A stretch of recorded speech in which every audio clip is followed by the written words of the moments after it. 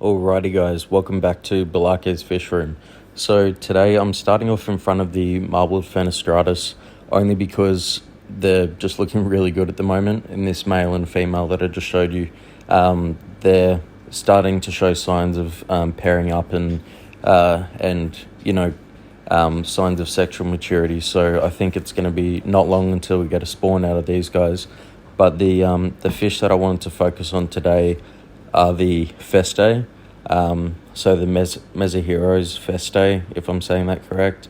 But I wanted to do a proper introduction onto those fish because in the last fish room video, I didn't really get to show them that well because they were hiding and everything. So let's get into it.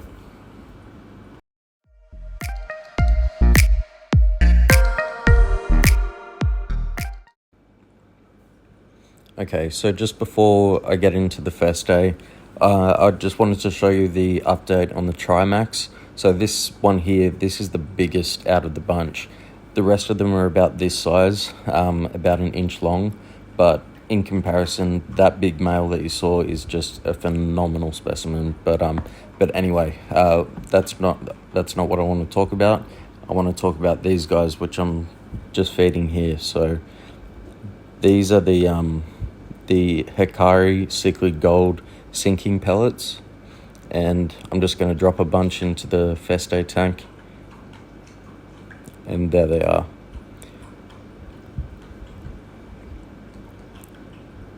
So the Festae are definitely one of the more skittish fish that I've kept.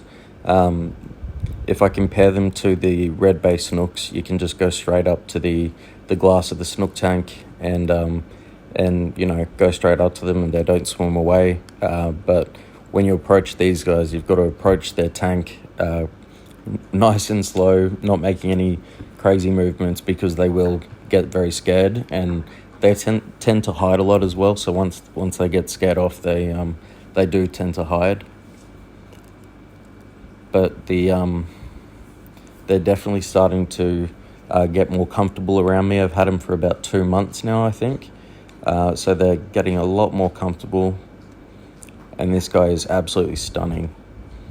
He's got that emerald green, even brown, but it's all shimmering. It looks absolutely fantastic.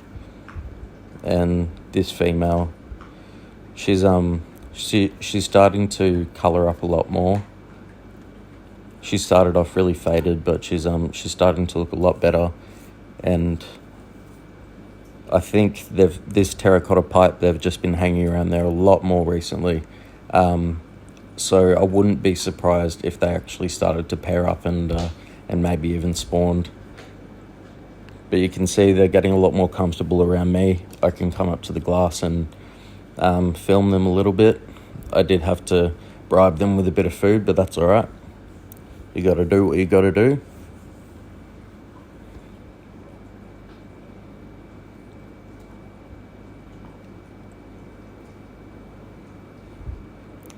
So the male here, and I'll tell you their names. Their names are Cosmo and Wanda. So if you watched a show called The Fairly Odd Parents, Cosmo and Wanda, they were the fairies, I guess you could call them, and their colours were green for the guy Cosmo and pink for Wanda. So the colours are pretty much the same with these guys. Cosmo's got all that green and everything through him, and Wanda over here, she's more red than pink, but close enough. So Cosmo and Wanda. Cosmo's probably 10 inches, so he's a big fish. There's a lot of places for him to hide away as well, and Wanda's probably around 7. I'd say 6.5, 7 inches, but they're definitely mature fish. They're at least 5 years old. They're very thick fish, and Festae are very slow growing, so they're definitely old. Okay, so that's enough about the Festae. The next ones I wanted to show you are these guys. So these are the Midnight Black Rams. I picked these guys up from a shop called Smith's Aquarium up in the Sunshine Coast. Yeah. So they're about an inch long at the moment, and I've just got them in the tank with the red bay snook fry. They're kind of not fry anymore. They're about an inch long, so they're growing to a good size. So everybody in the tank seems to be getting along pretty well. The rams are definitely a lot more territorial than the snooks. So I do have to watch the aggression levels a little bit, but they're absolutely stunning little fish. I don't know a lot about them just yet, but I believe that they are they come from the gold rams, and that on the odd chance you might get a black ram, and that's how they get them, and then you just keep breeding the black ones together until you get a stronger genetic base, I guess. But these guys that I'm showing you here, these are the little red bay snooks.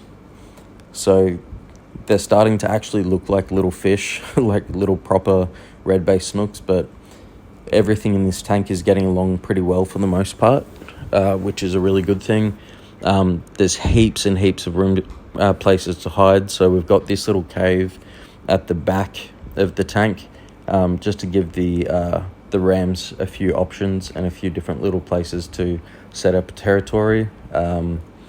And of course we've got the skull on the left. That's a massive big cave for them, and that terracotta pipe, or the cone, which is that terracotta cone, that's actually one of those discus breeding cones just tipped on its side. It makes a really good little cave. So yeah, these guys, they're really fun little fish. I think they only get to a couple of inches tops, so they'll be perfect for this little tank that's on the bench inside.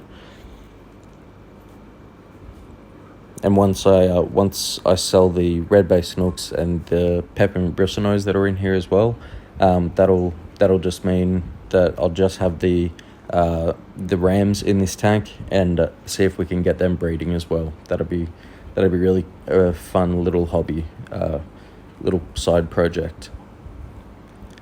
So all the little dots that are in the tank, that's all baby brine shrimp, and it's what I feed to the fry, but I guess the rams can eat it too. So been feeding that for a couple of days now, and everything in that tank is going pretty well. So that's probably it from me, guys. I just want to close it out in front of this tank because the convicts here, these are those new white convicts that I got. They're looking absolutely fantastic. They've got so much orange on them and looking really, really good. But yeah, I guess that's it from me. I hope you guys like the update. I hope you guys like the Festae. I think they're looking really good. And subscribe, like, and I'll see you in the next one.